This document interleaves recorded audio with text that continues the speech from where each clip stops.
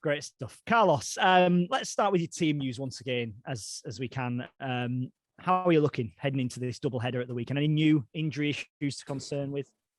No, fortunately, every player that was involved in the previous game can be involved in the next one.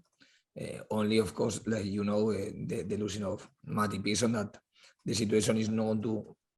If I don't talk about the situation, it's because it's not going to change until I talk back about it.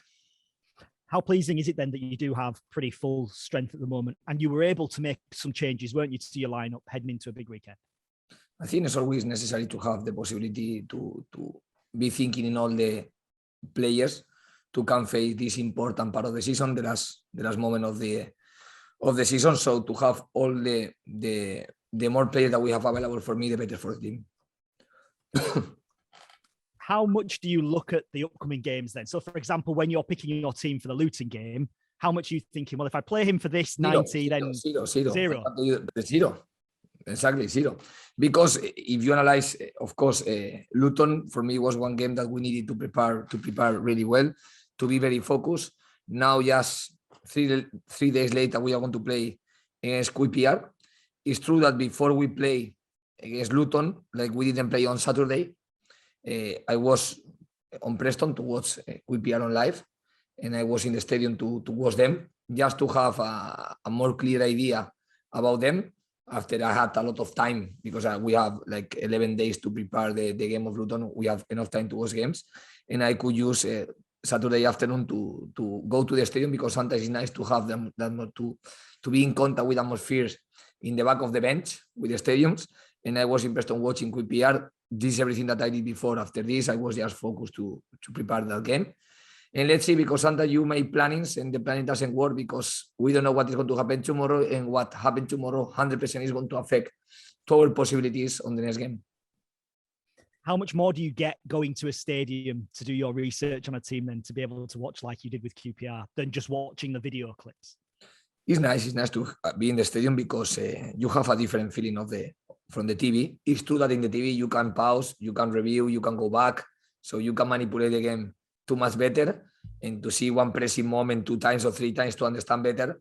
When you are on live, is different, but just to have the feeling of the atmosphere of the crowds and everything like this is a nice feeling too.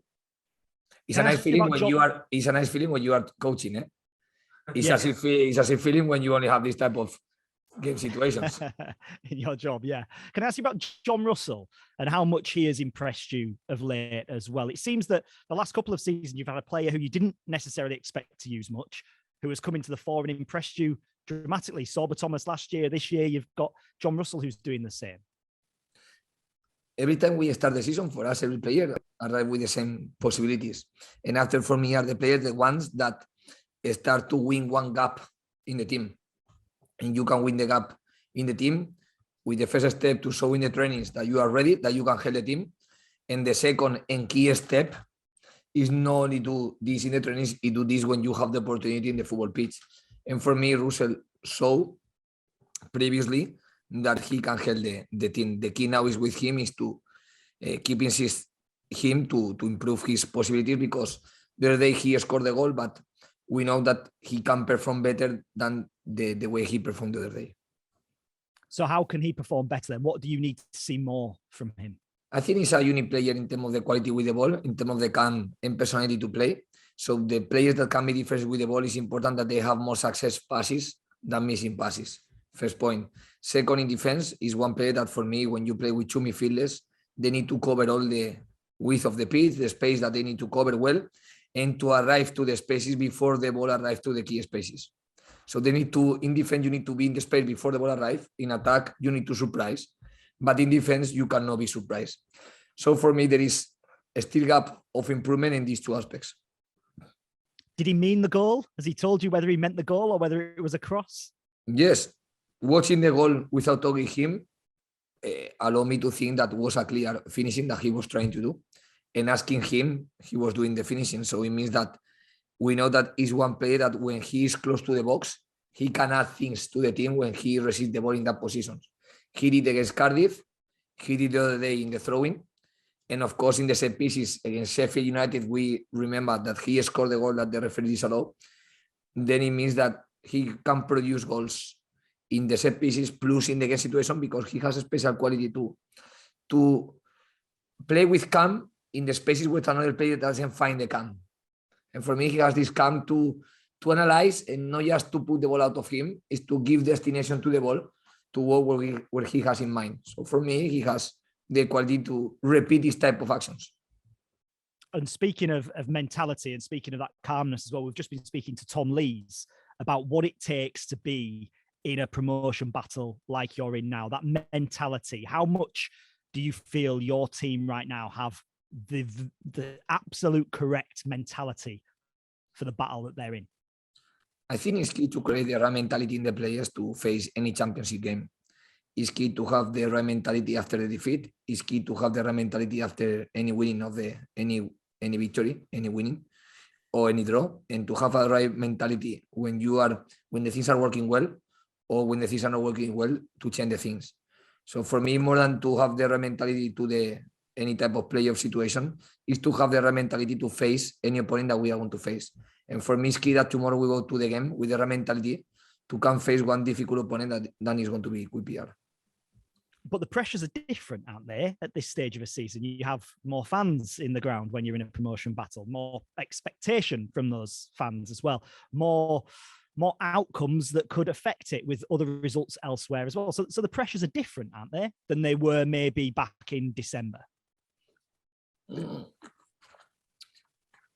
We are full motivated to go to the pitch and to take the 3 points. I think the game that we received more support, more number of people in the stadium was against Swansea, that I think we have 20,300 or something like this.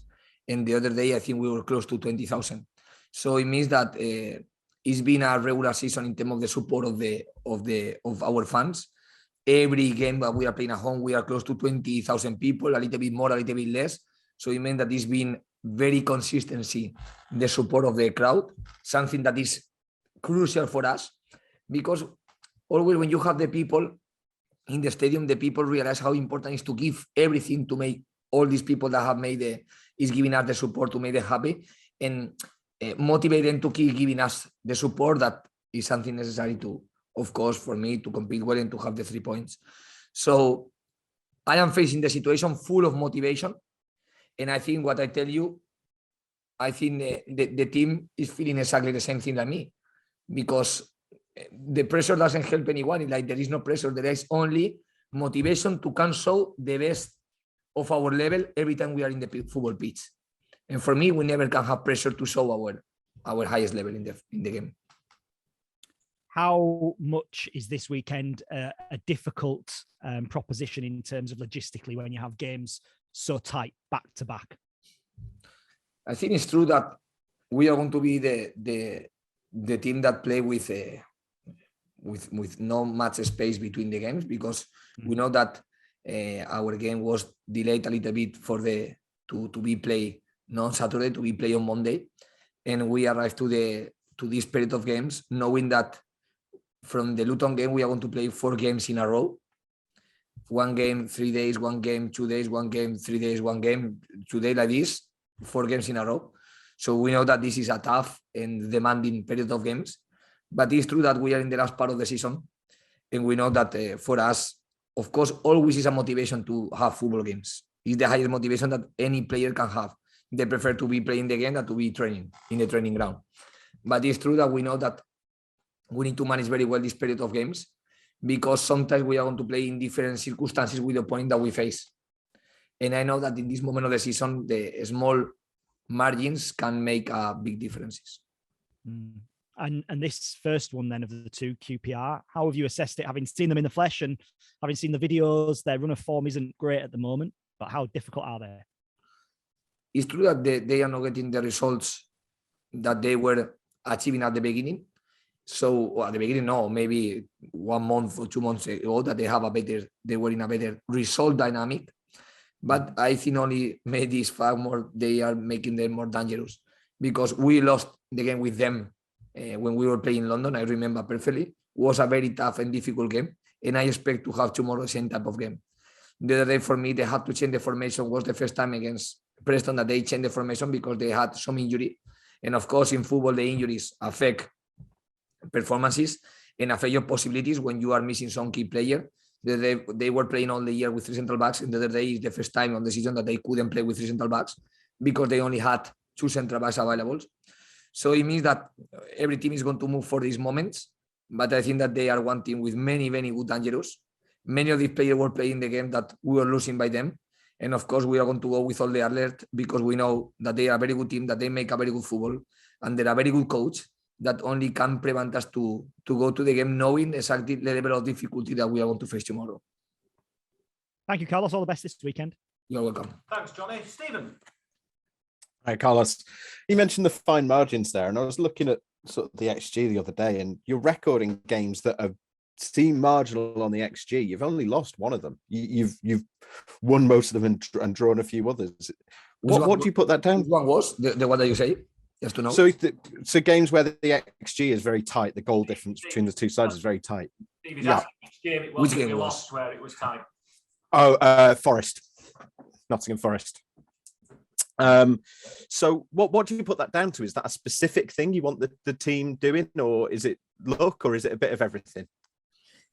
I think just the fact that one game arrived to this mark, that we can think that the game is very equal, is the consequence of the good mentality of the players, of the level of the squad that we have.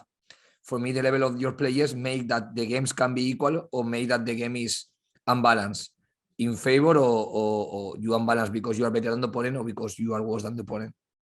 So for me, it's important to see that any opponent was better than us. Sometimes some opponents, the difference in the result, like for example, was Bournemouth. Against Bournemouth, we didn't arrive to this level to make an equal game.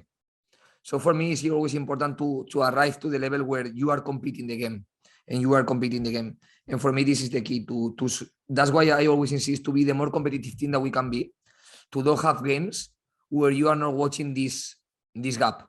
We would like to see the worst level of the team in these very equal games, and the best level of the team when we are making difference in our favor. This is a high challenge. This is not easy, but of course, it's our level of ambition. And you played Sorba on the left the other day. Is that something we might see more of over the rest of the season?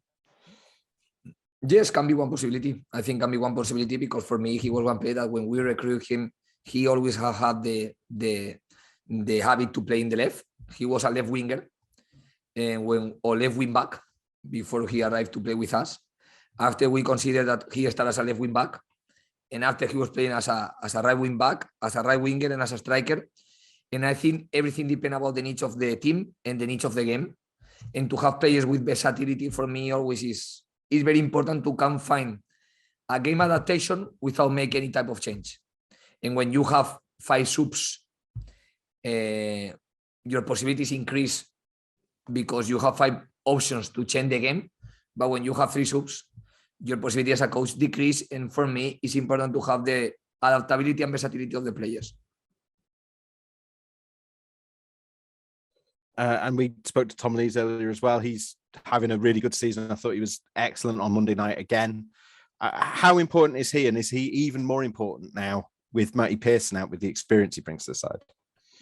More than with his experience, with his level. He has been a key player for me from the beginning. He only was missing the first games because he had to the group a little bit late on the last part of the market.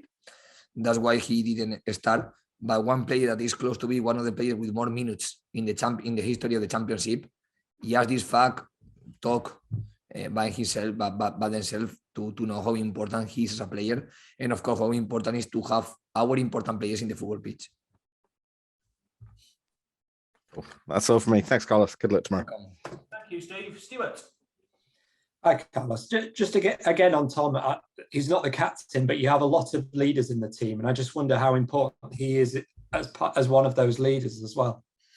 It's clear that he's one of these leaders by his experiences and by his skills.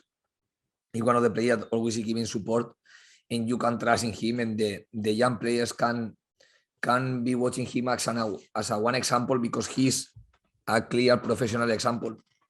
Because I never saw in close to one season now one bad training of Tom Lees, or one training where he didn't try to make his best.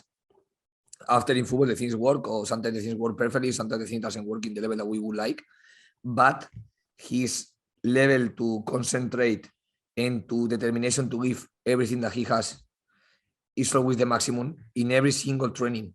So of course he has created the habit to do this after immediately in the football games. So it's always important to have players in this level doing exactly these things. And of course, you made big changes to the defensive unit last summer. You were very keen to get players who had played a lot of minutes, like Tom. But how important in your thoughts when you told Lee Bromby the type of player you wanted was to have leaders like Tom, like Matty Pearson, like Lee Nichols? I think this we can see in the performances and the result of the team that this was a key decision to do, a key improvement for us as a club. Something necessary if we wanted to be more competitive team. And you mentioned to Stephen there about Sorba's versatility at the moment, and just generally, it's very difficult to predict how your team will line up at the moment because you're so flexible as a team. How difficult is it to get a squad to that stage where you can so easily change formation and they can adapt so quickly? I think if you have, as a coach, the feeling that is something important, you're going to be preparing the team to achieve this from the first day.